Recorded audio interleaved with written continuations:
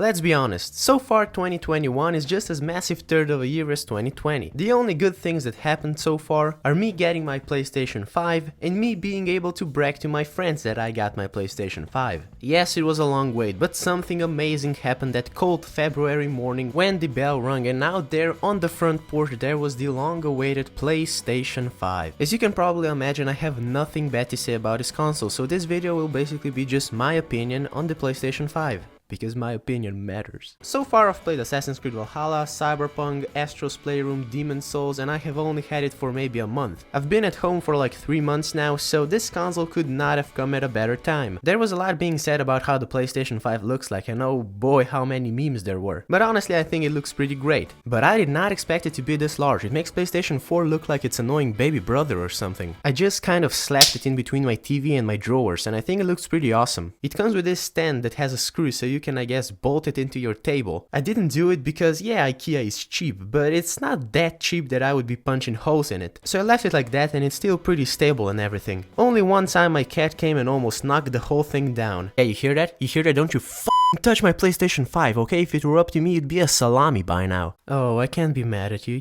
You're a good boy. You're a good boy. Motherfucker! In my opinion, the best thing about the PlayStation 5 is the controller. I think it looks insane, I love the built-in microphone, but the best thing about the controller is the haptic feedback. I have no idea how to describe it. When I played Astro's Playroom for the first 20 minutes, I could not stop laughing. It's like a massage chair in your hands. I know there were some problems with the controller, some people said that it started to drift, but I guess I'm lucky or something, because every time there is something wrong with anything, it always happens to me. So if it hasn't happened to me, then I can confidently say it's not such a big deal. So regarding the controller, everything is pretty much great. I also bought the charging station, which actually looks a lot like a PlayStation 5. So here's the plan: you don't have a PlayStation 5? Well, just buy a charging station, take a picture of it from real close, and here's your PlayStation 5. Now you can go brag to your friends. Now as for the actual console, I've already said it looks great, but that means fuck all if it's not good.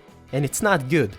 It's awesome, it's beautiful, it's easy to use, it's quiet, and there's almost no load times when it comes to video games. So okay, here's how it looks. Sorry for the poor video camera quality, but what can you do? You press this button, you hear this satisfying click, the light turns on, you can take your comfy chair, you can sit your ass down and start gaming. Ooh, nice. So here's how the whole thing looks like. You have your video games, you have your media gallery, and talking about the media gallery, I love how easy it is to capture videos. And now a friendly suggestion: go to your settings, switch the WebM into MP4, because some editing softwares cannot read WebM. Sadly, I learned that the hard way because I had 20 hours of footage and then iMovie said, well, too bad. Then you have the usual, you have the PlayStation Store, you have the PlayStation Plus, you have the PlayStation Plus Collection, which is, if I may say so, pretty fucking nice. So basically it's pretty much the easier to use version of PlayStation 4. Then you have the media where you have like YouTube or Netflix and movies and everything. And talking of movies, I have a friend who had some problems connecting 3D glasses to the PlayStation 5, so if you are planning on using 3D glasses, maybe just check what the situation with that is.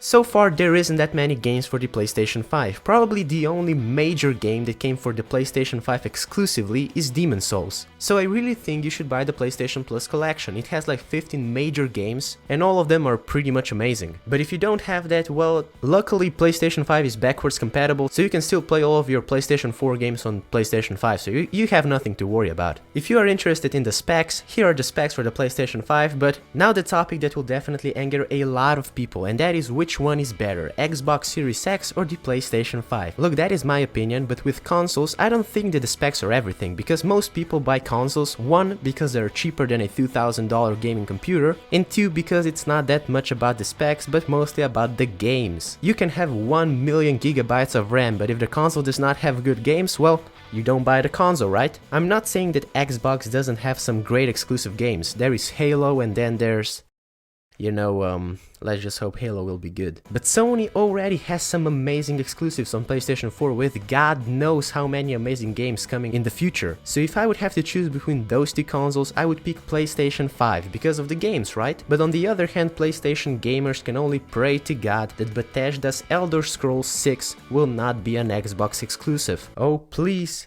Please, God, don't let it be an Xbox exclusive. Now I have a few advices about the PlayStation 5 that have nothing to do with the system, but I'm just gonna say them in case you overthink everything like me, and just so you are not that unlucky 0.0001% of users, maybe listen up. Since most of you will get the PlayStation 5 by mail, a chance is that it will be out in the cold for some time. So when you open the box and if the console is kind of cold, maybe wait a second so that something called condense doesn't happen. That is basically so that little drops of water don't appear inside of the console. Yeah, that's right, next time listen in the science class, dumbass.